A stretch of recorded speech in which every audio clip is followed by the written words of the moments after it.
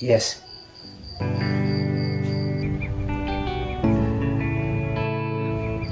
Natumaini umeshiba. Na leo nimeamua kupika mapema ili tule kwa wakati, tupumzike. Ili usije ukasema nimechoka, maana mimi mwenzako nimekumisi. Mke wangu, ushaanza sasa. Kwanza nikupongeze. Umepika chakula kizuri sana.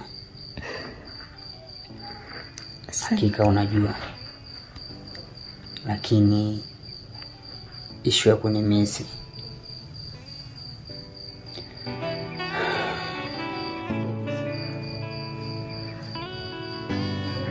Labda nikwambie siko sawa.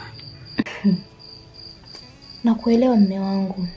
Unapambana. Unafanya kazi kwa bidii ili niweze kula. Ila tambua mimi ni mwanamke.